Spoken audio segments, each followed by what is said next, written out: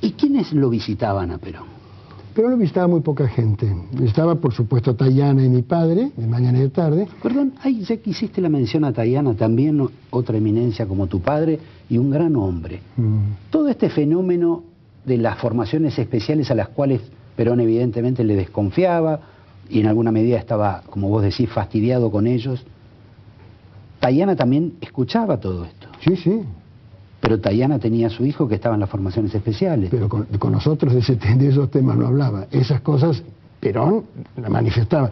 Y es un hecho muy importante que yo quiero resaltar, el fastidio que Perón siente en su vida por Cámpora, que es algo que tampoco se ha difundido suficientemente, pero que mi padre estuvo involucrado hasta las últimas consecuencias, que fue lo siguiente. El último acto político de Perón, de gobierno, que realiza en su vida, que es el sábado 29 de junio al mediodía de 1974, 48 horas antes de morir, es firmar la aceptación de la renuncia de Cámpora como embajador.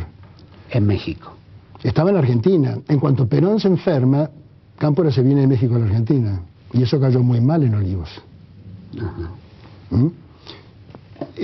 Y entonces... Pero con un agregado firma la renuncia. Bueno, al firmar la renuncia, Perón da expresas instrucciones, que mi padre las escuchó, expresas instrucciones, de que Viñes, el canciller, la redacte, omitiendo a propósito agradecer los importantes y patrióticos servicios prestados. Es decir, es una renuncia a secas. En general eso no ocurre. No, eso es un acto como para mostrar el fastidio que él sentía por la gestión política de este hombre. Y es más, en enero del 74... el general Perón, ya presidente, conversando con el doctor Carlos Seara, uno de los médicos de guardia desde noviembre del 73, y que intimó mucho con el general Perón, caminando por Olivos, Perón le manifiesta al doctor Seara lo que antes me había manifestado también a mí de una manera más suave, que él no había tenido interés de venir a Argentina a ser presidente, que él quería venir a ocuparse de la macropolítica y tener tiempo para volver a España periódicamente. Y lo llevó a la vorágine. La vorágine lo obliga. A mí me preguntó ya en junio y en julio, ¿será posible que no haya alguien más joven que yo para ser presidente? Eso me lo preguntó 6, 7 veces. Pero lo importante es esto. Le dice a Seara en enero del 74, mire doctor, por las circunstancias políticas que usted conoce, yo tuve que elegir a alguien para la presidencia de la República. Y Evita siempre me había dicho que la persona más leal a mí iba a ser el doctor Cámpora. Por eso me recosté en el doctor Cámpora. Pero mire lo que pasó, o lo que ha ocurrido. El doctor Cámpora se ha rodeado de izquierdistas, y lo que es peor, a través de su hijo, que además de ser izquierdista, tiene ciertas costumbres particulares. Y miren el lío en el que estoy metido. ¿Vos dirías que el hecho de haber sido presidente y participar de todo esto, a Perón se lo llevó más rápido a la muerte? Por supuesto. Digamos que es una tendencia también atribuible también al caso Kirchner, ¿no? También.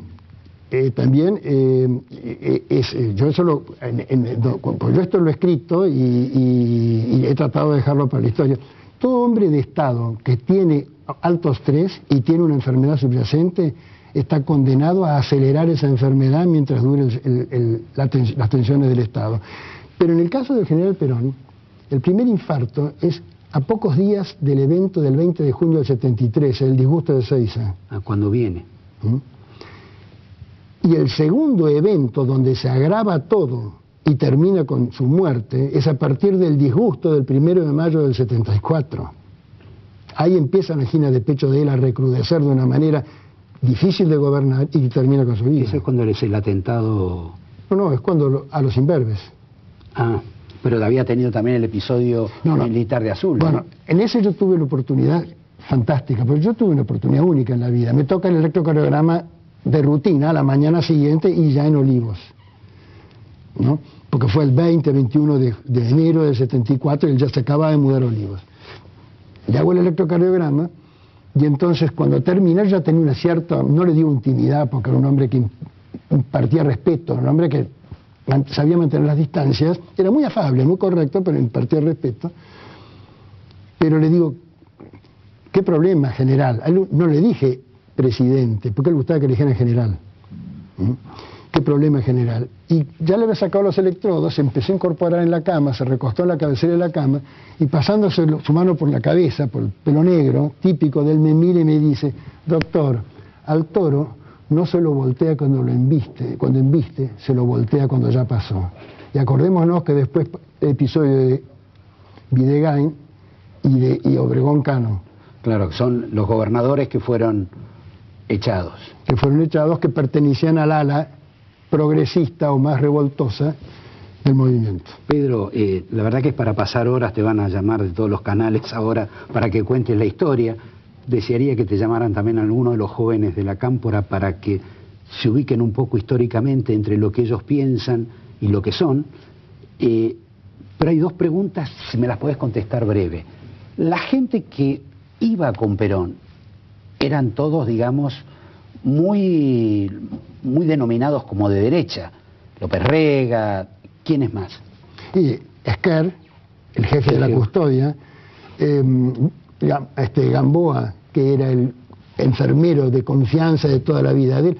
Él tenía toda su gente del grupo más bien, yo no diría si de derecha, bien conservador. Y una de las cosas más importantes que él insistía, que él había comprendido en ese momento, que le achacaba al gobierno de Cámpora, era que había sido confrontativo, confrontador. Ella estaba más allá de la confrontación. Creía que los argentinos tenían que trabajar todos unidos. Tan es así que él cambió su apotegma, de que para un peronista no hay nada mejor que un peronista, para poner para un argentino nada mejor que otro argentino.